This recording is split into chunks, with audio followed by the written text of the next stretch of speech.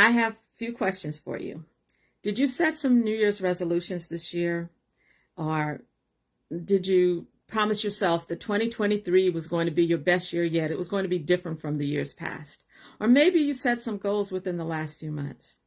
Well, people who've made New Year's resolutions back in January usually break them by February. And those goals that were made within the last few months may have already been placed on the back burner and won't be pulled out again until it's time to make some new goals. Well, if that's you, I have some great news because today I'm going to share with you how you can refresh your vision for 2023. It's not too late for you to make this the year that you want it to be, and I'm going to tell you how. Hello and welcome to Morning Coffee with Joyce. I'm Joyce Avrils of HerRichLife.com, and I host this show to give you tools to help you live a purpose-aligned life. So let's dive into today's topic, how to make this year the year you want it to be. You know, usually at the beginning of the second quarter of each year, I will do a blog post or a video that talks about recommitting to your goals for the year. And spring is a great time to do that because spring starts in the second quarter. Usually it does. And it's a great time to look at your year and recommit to making it, one of your best. But before I give you the steps to do that, these are the steps that I use. These are the steps I share with clients. I want you to know that I believe it's so important as women of faith to be intentional about designing the year that we want and the year that we believe that God wants for us. I like to think of setting goals and making plans as being intentionally productive, if you will.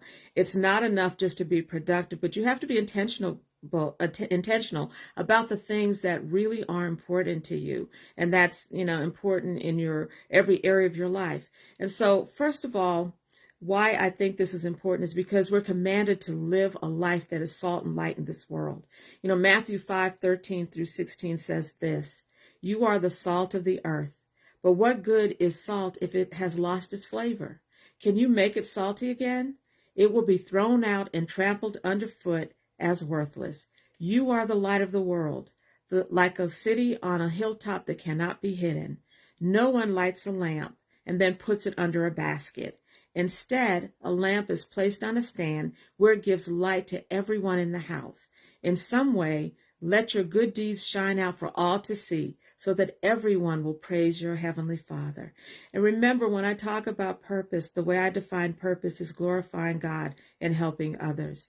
And when we let our light shine, and when we are salt and light in the world, we draw others to Him. And that's a way of glorifying God. It's a way of living in purpose. We're also going to be held accountable for our results based on the resources that we've been given to steward. We're called to be good stewards of all that God's given us. Matthew 25:14 through 30 tells us the story of the parable of the talents, which I've shared with you all many times before. But we're reminded in that passage of Scripture that to those who use well what they're given, even more will be given, and they will have an abundance. But from those who do nothing, even what little they have will be taken away. So finally, we're to be an example of others. In 1 Corinthians 11:1, Paul tells us that we should be imitators of Christ. In other words, we are to be like Him as an example to other people. Now, these three things remind us that we have a responsibility to take time to plan out our year. And this is true for our personal lives as well as our professional lives, whether that's career, business, ministry, whatever it is that we do professionally, we do need to sit down and plan that. We can't sit around and hoping that on December 31st, we'll be able to say, "Oh, what a wonderful year 2023 was. It was just amazing." It doesn't work like that. God gives us tools, He gives us resources, and He wants us to steward them well. He wants us to use them to bring about His glory and to help other people. Now, I'm not saying that when you make plans that, your year is going to turn out perfectly. That's not that's not reality. But what I am saying that if you align your will with God's will for your life, and if you pray, and if you take the action that the Holy Spirit prompts you to take, you will have the year that God has ordained for you. And however we look at that, that's going to be an amazing year. That's going to be a good year. When we say, Lord, whatever your will is for my life and whatever your will is for me in this season, and I'm going to line up with that will that you have for me, I promise you, your year will be good. Because how can it not be if you're in alignment with what God wants for you? And not planning for a good year, however, can result in you not having the year that you want. So you have a responsibility. I have a responsibility to take the time to plan out my efforts for the year. And once you've made your plan, you need to stick to it. And this means that you need to review your plan every 90 days. So let me share a 5-step process for you to use to go about designing the rest of 2023 to be the year that you want it to be. So there are 5 steps in this process. Step 1 is to reflect on 2022 and your wins and losses. Now, this is a step that a lot of people, a lot of women miss when they start talking about their current year or even their next year. It's really important to take the time to pause and reflect on the year that you've had. You should be looking at your past and assessing your strengths and your weaknesses, your disappointments and your victories. And you should learn from this review and adapt necessary changes for the year. So I want you to think through the goals that you set for yourself and the areas that you intend to prioritize. And like I shared in last week's video, my 7 Pillars of Purposeful Living assessment is a great tool to do this. You can get your free copy at herrichlife.com/pillars and use that to help you make this assessment.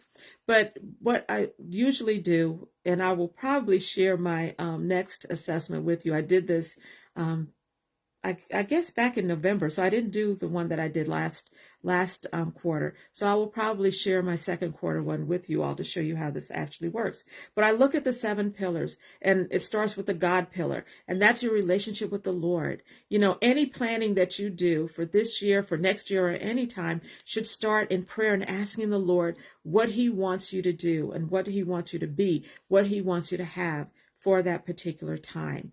Next is the love pillar, and the love pillar looks at your relationships. That's your significant other, any romance that you want to bring into your life. It looks at your family, your friends, your relationship with God, and your relationship with yourself. Then there's the health pillar. Look at your physical health. You might need to get some checkups. Look at your mental health. Do you need to see a counselor or a therapist? And look at your emotional health. How healthy emotionally do you feel? There's nothing wrong with any of that, but you need to at least make the assessment to see if you need some help.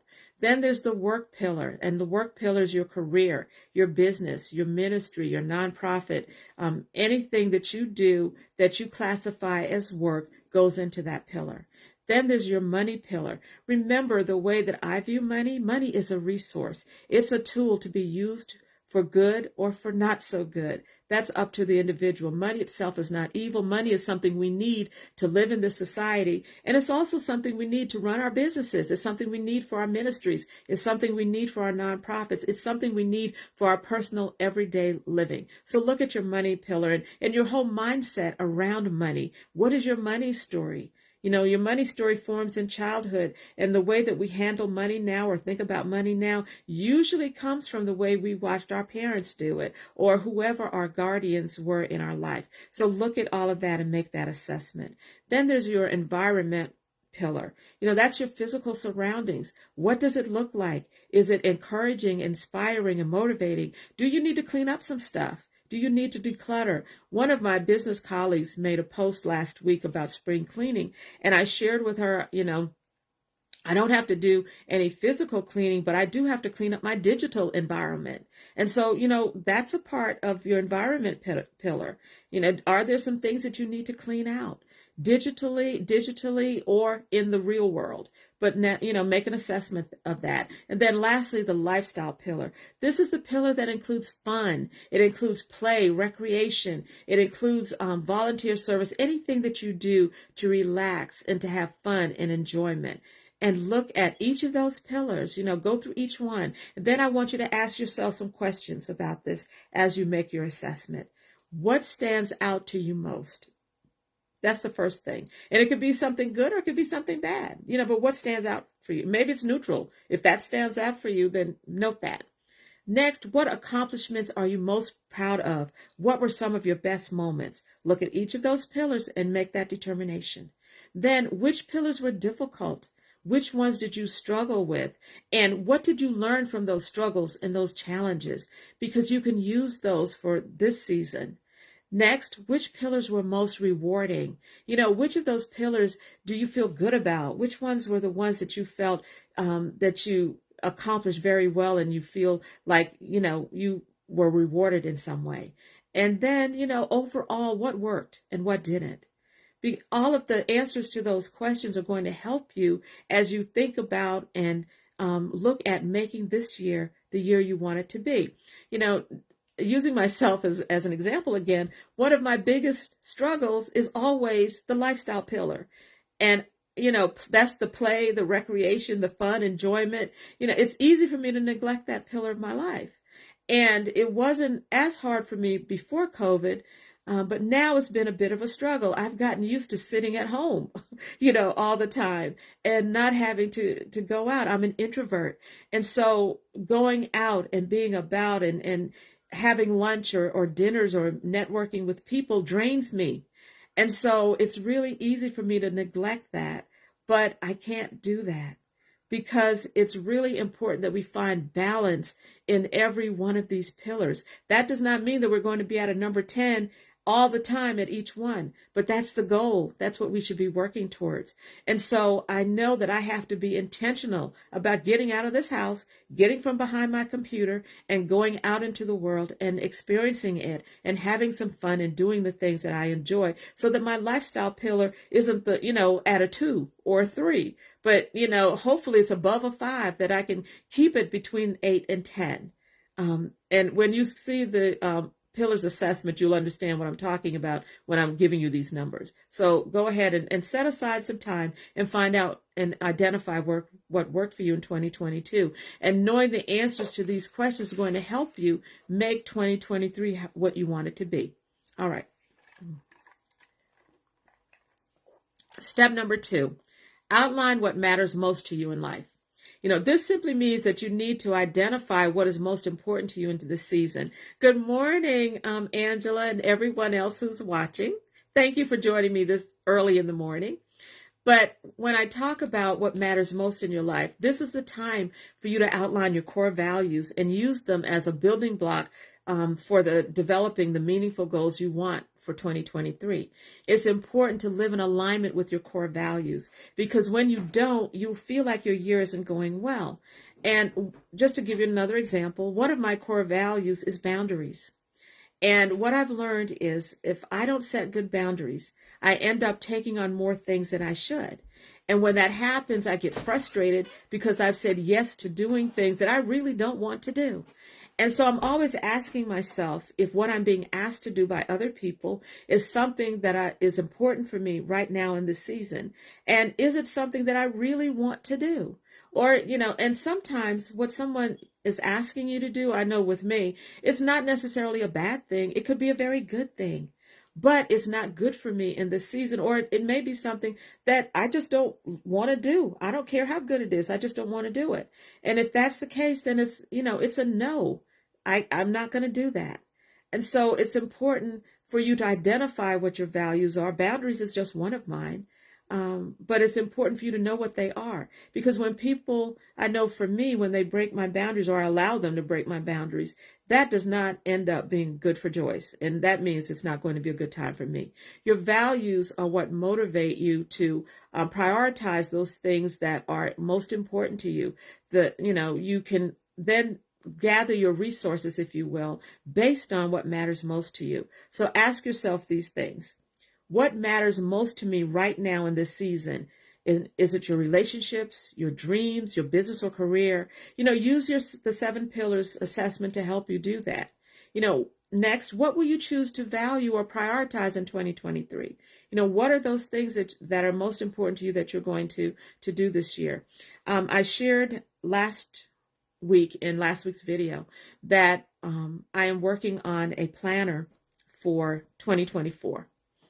And so I know that it's important for me to take daily action in 2023 to get that planner into the hands of people, the women actually, that I want to share it with in 2024. And actually, I guess men could use it, but women are my target market. And so it's important for me. That's a priority. That's something that I'm choosing to prioritize right now.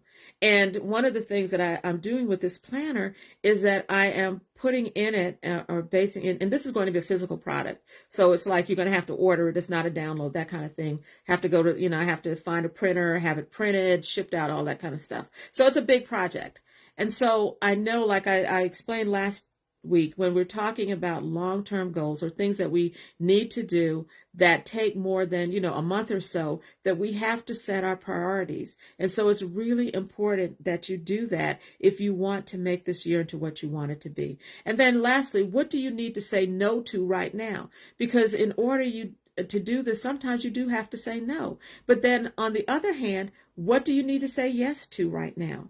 Because sometimes you have to say yes as well. When you say yes, God is opening up opportunities for you. He will open up doors and resources, but you have to be able to say yes. And so this is important when you're thinking about what matters most to you in this season right now.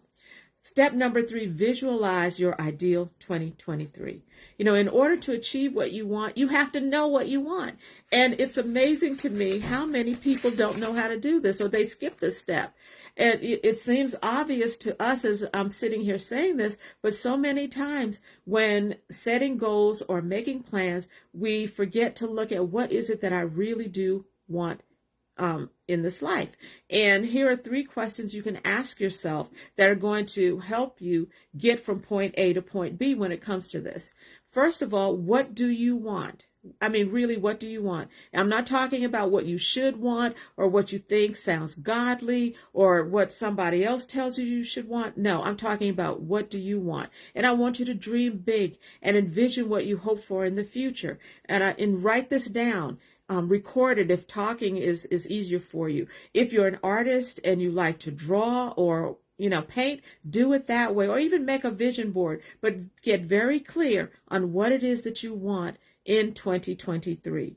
Identify what you want your life to communicate and what you want it to contribute to others, to those people who matter most in your life, to those causes and things that matter most to you. And think about where you want to be on December 31st, 2023. Okay? Second, I want you to look at what's missing. What's missing? Consider what's missing for your life that's going to bring you or could add more joy, more peace, and more presence, more fulfillment, more purpose. What's missing? Identify those things. Again, write it down. Get very clear on that. Then third, what can help you get there? So when you look at those things, when you look at what you want, when you look at what's missing, well, what can help you get to what you want and fulfill those things that you're missing? Determine what intentions you can set, that are going to help you have this amazing year that you want, and set goals that align with what will make that happen. I love watching winter sports. I've always been a winter sports person. And so not doing but watching. Okay. And one of my favorite activities to watch is figure skating. And when I first started watching the skaters, I would often see them walking around the arena on the outsides of the arena with their headphones on, their eyes closed, and they were sort of swaying through the motions like they were actually skating. So after a little research, I found out that those skaters were actually going through or visualizing themselves going through their entire performance. But it didn't end there. They didn't stop with just going through the performance. They also visualized themselves winning the gold medal, having that medal placed around their neck and raising their arm in victory. And this is a technique athletes have used for years. Even dancers and other performers will visualize their performance. And that doesn't mean that they win the gold or they get the Oscar every time, but it has led to a lot of successes for a lot of athletes, dancers, and other performers, because your mindset matters. And what you think about, what you can visualize, often will bring about your reality. So if you're thinking about or you're visualizing bad things are going to be happening for you this year, that's what's going to happen. If that is where your mindset is stuck, I promise you that's what's going to happen. But if you can visualize what good things God has for you, if you can visualize opportunities, if you can visualize having an amazing year, it's more likely that that's what's going to happen. And so visualization, it works by putting your mind and your body together, making it ready for what you want to happen to actually happen. It's just like exercise. You know, the more you exercise, your muscles become stronger. The more you visualize, your visualization muscles become strong as well. So visualize what you want 2023 to look like and what you want to be able to celebrate, see happen on December 31st.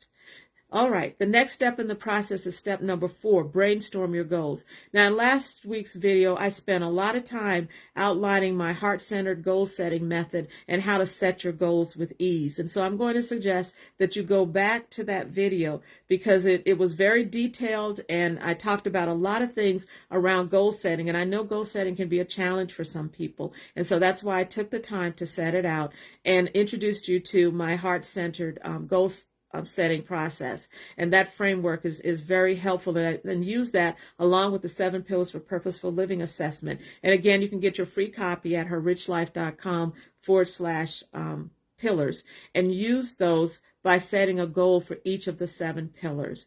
And, you know, don't think that you have to complete all of this year, because that's one of the things that happen with goal setting. We set too many goals.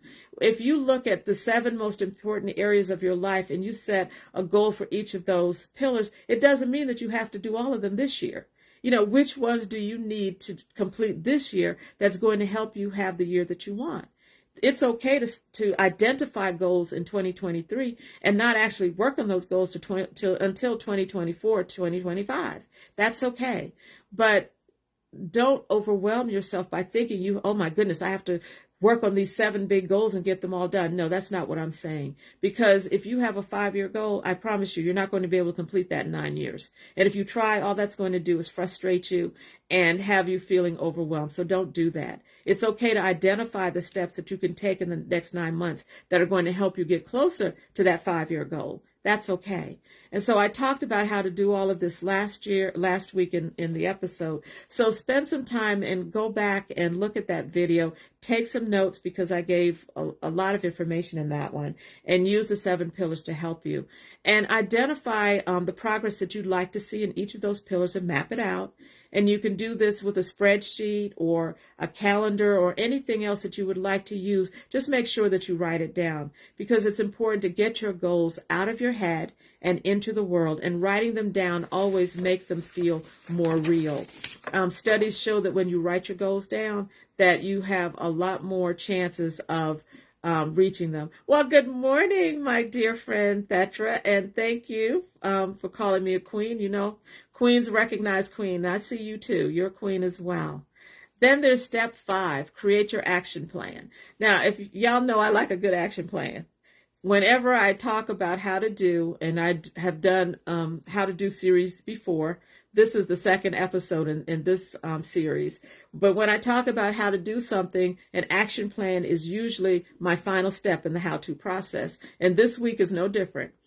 It's time to break down your goals step by step so that you can take the action you need to take. For example, let me show you how this works. For my work pillar, for every 90 days, I have to basically map out my business plans for that 90-day period. And so if I'm having any workshops or any challenges or launches or any of those things, I have to go ahead and line them out. And one of the other things that I do is like my content calendar. I go ahead and for 90 days, that means April, May, and June, I have lined out my topics for every blog post and my topics for every show that I do on Friday. And so that I know that for this quarter, the 2nd quarter, every Wednesday, what my blog post topic is going to be, and every Friday, what my show topic is going to be. And so I've done that for the 3 months. So not only does this make it easier for me to hit the ground running when it's time for me to sit down on Wednesday and Thursday and create content, but it also takes out the overwhelm and replaces it with peace and calm. And peace and calm are 2 things that are very important to me. Very important. And so I go into details about planning your days in 90-day increments in last week's video. But here's a brief review of what I talked about. So to get started, what you need to do is look at your quarterly actions. So you start on the last, if you will, day 90. You look at the last day in the quarter. So for us, that's June 30th. You look at that and you ask yourself, what do I want to have achieved by June 30th? Then you look at your monthly actions. What can you do on a monthly basis each month that's going to bring you closer to those June 30th desires? Okay. Then you look at your weekly routines. What can you do on a weekly basis that is going to set you up to accomplish those monthly desires? All right. Then you break it down one more time to your daily habits. What can you do on a daily basis that's going to make those weekly routines happen? And so it's working backwards, if you will. You need to look at what I want to accomplish in the quarter, what I need to do each month to make that quarterly goal happen, what I need to do monthly, and weekly, and then daily to make sure that that quarterly goal is reached. And you can do this with pen and paper. You can do this digitally or with a calendar. But I also have what I call my personal motivating action plan. It's a personal map.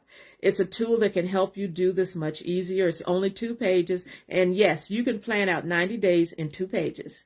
And it will take out that overwhelm, and you can use it for either professional goals, work goals, or for your personal goals.